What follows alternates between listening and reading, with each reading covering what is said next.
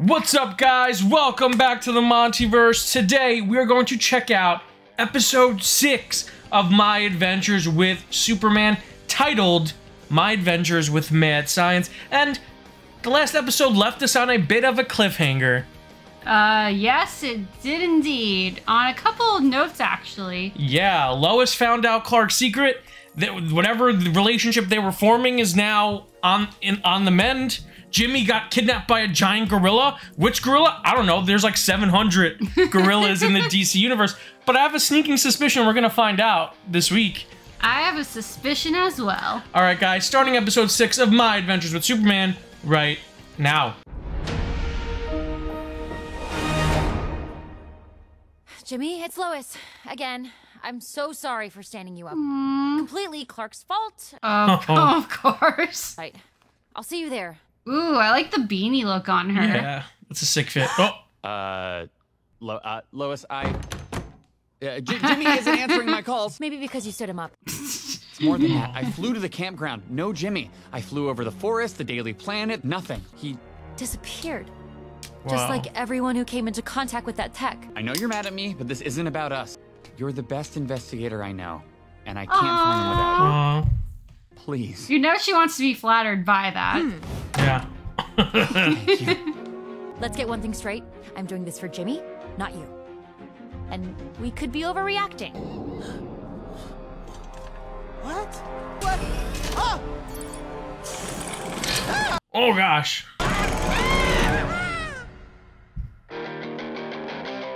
Well, they did the cutaway, so I'm gonna assume he'll be okay. Love this opening. Yes. Its only crime is that it's too short.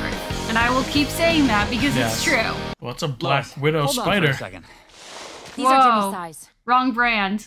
Wrong He's comic walking, company. not running. She's Batman. How do you know how to track people through the woods? Wilderness weekend. Dad took me on wilderness survival weekends as a kid. Whoa. Compass, find a path, purify water. She's like the girl in You're Next. Etc. That sounds intense. She is. I didn't know that about you. There's a lot about me you're never gonna know. Lois, wait, I'm sorry. Ugh. I scouted the forest from the air at least a dozen times. How did I miss this? Yeah, how did you miss it? How did you miss it? Jimmy! Nice. That was a sick Lois. slide. That was some smooth animation. Whoa. Oh, they got a Wakanda shield up. Whoa, wrong brand. Wrong brand. Oh no. I guess Themyscira Clark! shield. There you go. Okay, that has to be Project Cadmus. Did you hear that? Damn, Jimmy's phone has great zoom. Bigfoot kidnapped Jimmy. I've been kidnapped by Bigfoot! And some other guy! I'm Monsieur Mallah and Aw. the Brain. It's Monsieur, Mallah, and the Brain? Those are Doom Patrol villains. I was gonna say, you sound disappointed. On it, mon I could have sworn it was Titano. I would have put money on it. Or at least the Ultra Humanite. Before we end your life. Yes, thank you. How I thought it would end, but at least I got to meet a super intelligent French gorilla before I died. Which means I was right about everything. So go ahead and open my brain. At least someone cares what I think. That's so this Jimmy. You seem troubled by something. That's a lot of compassion for someone they were just about to slice open. That's very compassionate for Mallah and the Brain. Well, at least just Mallah, maybe not the Brain. They're usually a lot more Lois. aggressive than this. And then melted. What is this Oh, place? Cadmus! Cadmus. So join me and my best friends as we unearth the secrets of Sasquatch. No. I'm tired of you not answering my questions. I don't want to talk about this right now. Did you lie about your feelings for me? Oh. Everything you said to me, what? Was it all just a cover for you?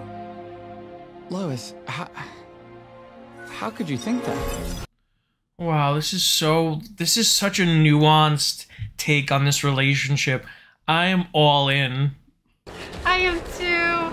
I just hate that it gets interrupted, but of course it does, because that's a trope. Man. Voila! And welcome to Cadmus.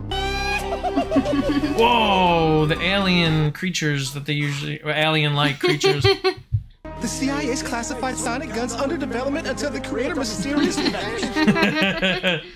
I'm just trying to show the world how amazing this all is and prove how right I am to two people specifically. Your lead us is here to destroy us, my love. Oh, mon amour, must you always assume the worst? Aww. For decades we have been alone. What a nuanced take on this pair. Won't be like last time. No, don't tell him anything. 22 years ago, along with Military Division Task Force X, were given strange technology by the government. X. Our orders were to make weapons. We were not interested in destruction. Whoa. And so I can spend my life with the man I love most in all wow. the universe. Wow. You know, your story and mine are kind of similar. What? My friends stood me up for a camping trip. If they still reject you, you can stay with us. Aww. Eliminate this, kill that, leave the dishes until they get cold, then claim it's some sort of experiment. I need to use the bathroom. You don't see growth as a part of life. It is a phylum.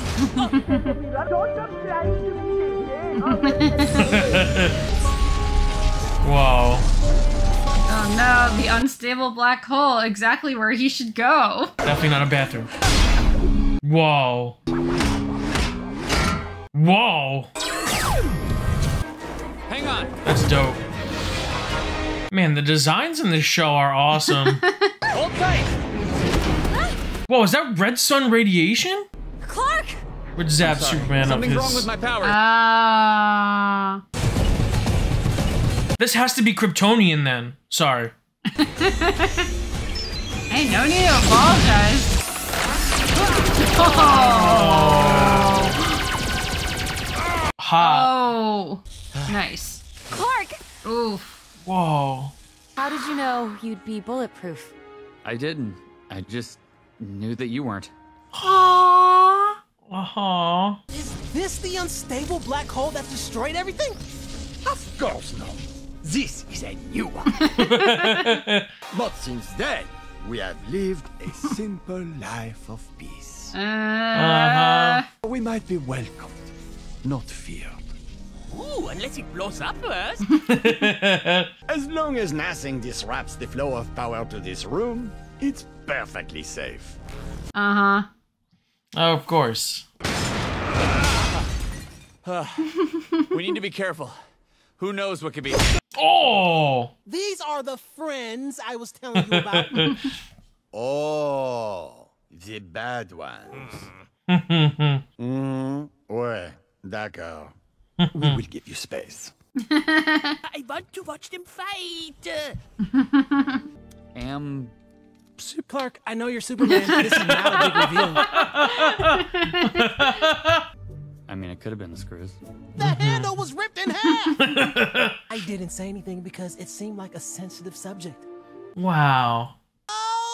You told Lois before you told me, your best friend? Forgive me, Jamie. I love drama, but Love drama. you're robots. If What? you are being chased by something. Whoa. The OMACs. They're from Task Force. OMACs? The original kill squad. So, we got bored hiding like 1 year in and made a bunch of mutants, okay? So, than creating a black hole and an army of mutants, we live a simple life of peace. I just want to be your friend. Clark! That's We beautiful. don't care what you are! We're friends because of who you are! Aww. That's it!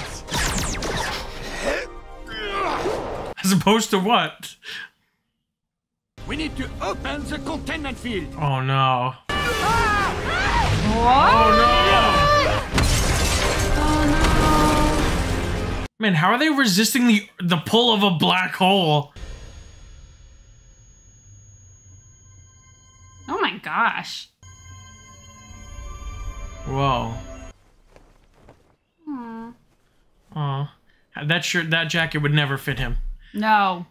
The Red Sun Omega field that was keeping Red Cadmus Sun hidden is no longer operational, but I will miss you, Jamie. I don't know what they gave us 22 years ago, but you are somehow caught in the middle of it. Interesting. A man who would blot out the sun if he thought his country demanded it. He will never, ever stop.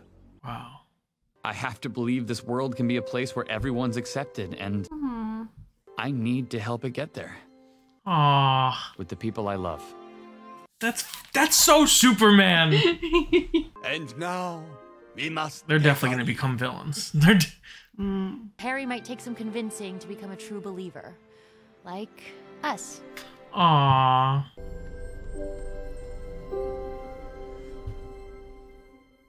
That was beautiful. I didn't expect for me to be so emotionally invested in Mallah and the brain. I want your opinion on the tech here. Oh, that's... But why would a humble kidnapped billionaire like me That's do that? Ivo. Oh, shit. To take down Superman. To rip him from the sky and to bury him so deep the world won't even remember his name. Oh my god. When do we start? Wow. That my was gosh. intense. Oh my gosh. Oh my god. Oh my gosh. Another great episode. Which is the most important. And all of our commenters keep telling us that we have to watch the credits. Guys, we're trying to, but the place that we watch the credits on, and they do have these little like these fun little cards. Oh, he's with the Kens. Perry being Perry.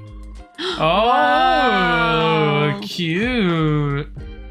And they're back together. The team's back, baby. The team is back. The squad. I don't even know if they have a name for their team yet. But they're back, baby, and that's all that really matters. But again, another solid episode. This show threw so much DC lore at us while still being able to tell a cohesive story, picking up from the threads of the previous episode, which is why I love this show so much. Oh, absolutely. Like, you're freaking the hell out over stuff where it's like, I don't know, but I'm assuming it's important in some capacity. I expected... I kind of, once we saw the gorilla at the end of the last episode, and the fact that they're bringing in things from the Silver Age, like the Newsboy Legions, the Newsboy Legion has close ties to Project Cadmus, which was created by Jack Kirby and featured a lot in those older stories. So I assumed that we would be getting Project Cadmus this episode. Didn't expect this to be the version of Project Cadmus. I mean, as someone who's watched Young Justice, you obviously remember that version of Project Cadmus, right? Which is the clone, which is where they made the genomes and and all of the clones. Very different. That's more akin to like the comic book version of Cadmus, where they did a lot of genetic research and cloning. Yeah. This is more, and again, this is this universe's spin on Cadmus, which I find so interesting because obviously they did do genetic experiments. Yeah. We did see a woman clone herself, so there is that element to it, and I like that they have these comic book accurate elements to it while also expanding upon it. Like this is this universe's origin for Monsieur, Mallah, and the Brain, which I'm not gonna lie, I've never really cared for Mallah and the Brain. They're Doom Patrol villains, and I like them with the Doom Patrol, and they've also become like surrogate Titans villains because of obviously Beast Boy. They used that relationship to echo the storyline of Clark and Lois, right? Actually, do you know what the first thing I thought of when I saw their dynamic, and this is so out of left field? Phil and Frank. From the last, you're right. It also kind of echoes to that sentiment as well, because they live in a world that doesn't really accept them at that time. The Last of Us, obviously. And they're alone. Yeah, the world ended, you know, in a time where same-sex relationships weren't really culturally accepted. And I think to use Mallah and the Brain to tell the story of a complex relationship that's very abnormal in the eyes of the modern world, and to not only use that to echo the storyline of Clark and Lois, end the storyline of Clark and Lois and Jimmy, but also to help expand upon Superman's moral compass and to give him a real purpose on this planet. It's so beautiful. It was so well done.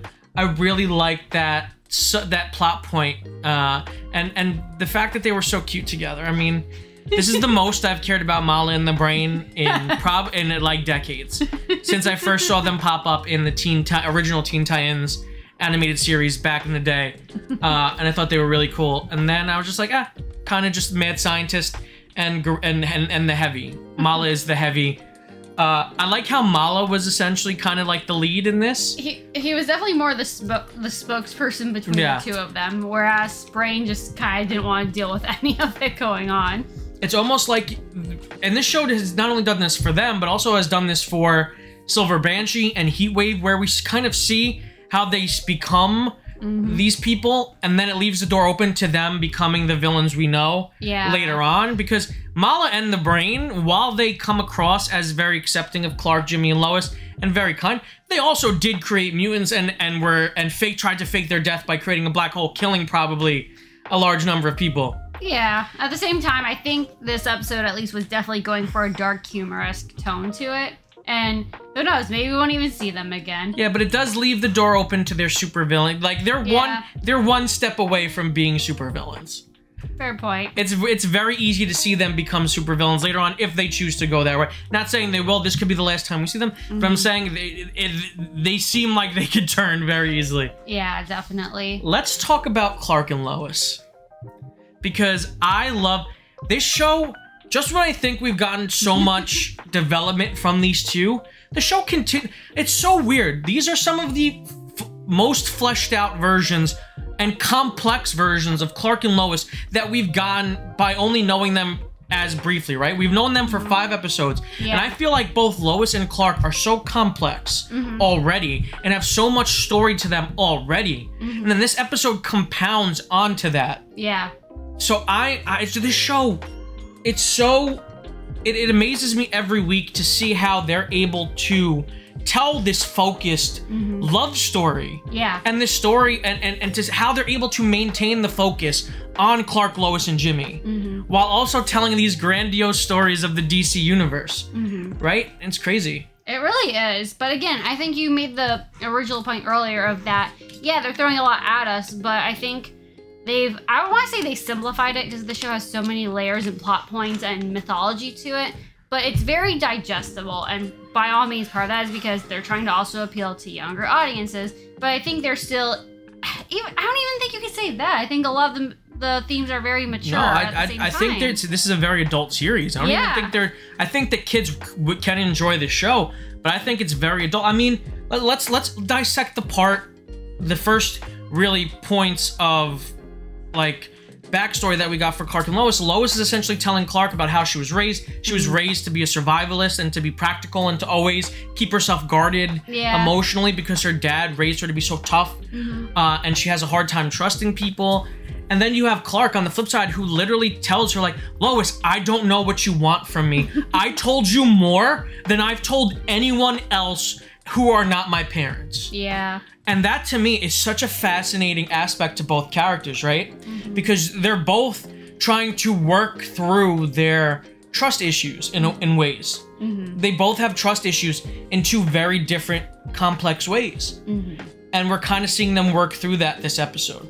And that's the other thing that I really like is I'm sure to some people the pacing for all this feels very fast because we're only 6 episodes in. 6 episodes of a 23-minute show. That is not very long, especially. No.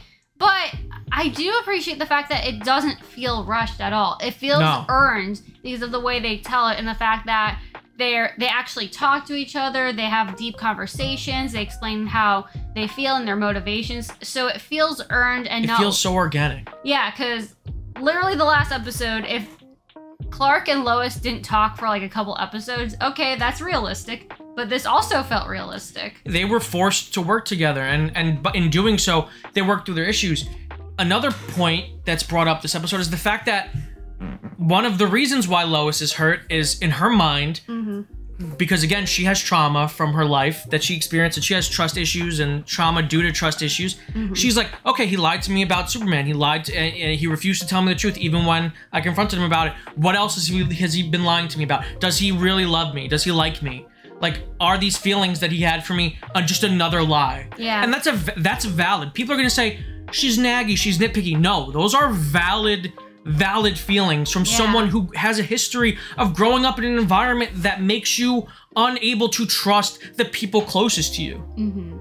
And I think that's such a valid thing for Lois to say. And even Clark is taken aback, like, what? How could you even say that? Because like in his opposite mind, it's like he is so trusting, and he all he does is he cares. And a huge reason for that is that even if it was unlikely that he was lying, it's the fact that the concept of it was a possibility to her. Yeah, and that was enough to really get to her.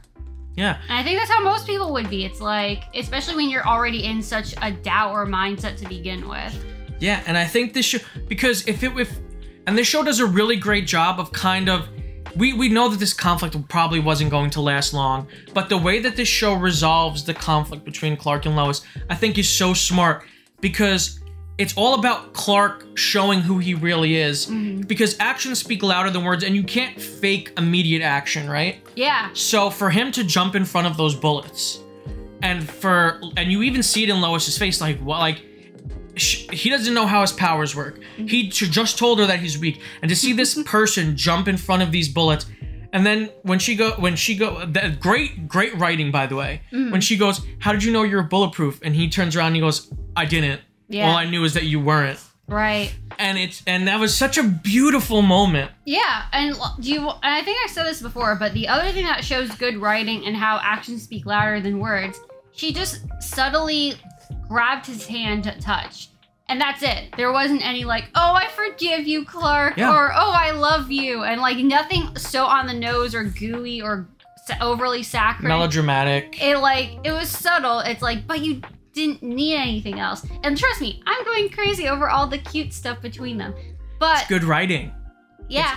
It's good writing because it's trusting you as the audience to realize what's happening. Like, hey, did you catch this? Clark showed her who he really was. And he showed her that he really does care for her. And he really is the guy she thought he was. Yeah. And that's what was the most important thing to Lois. Yes. And man, it's so powerful. And the stuff with the both of them is always so powerful because of how natural and organic it feels.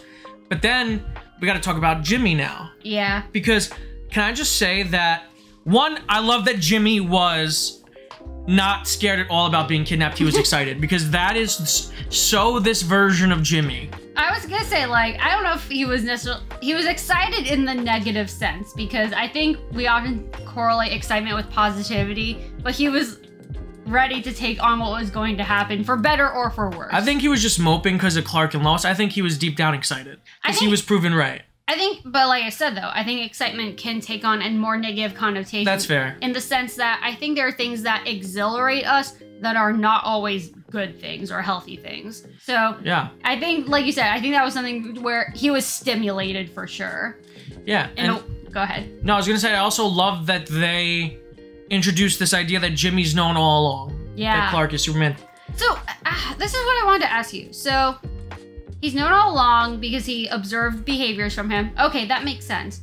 But when he says that, has the character of Superman been around that long? Or does he just mean he knows that Clark had abilities. He knows that Clark is a superhero. So that's what I'm wondering. That's what they didn't totally address, is like, he knew he had abilities, but that's not the same as his identity as Superman. No, but Jimmy's like, why? Like, because Jimmy, before Superman existed, had Flamebird.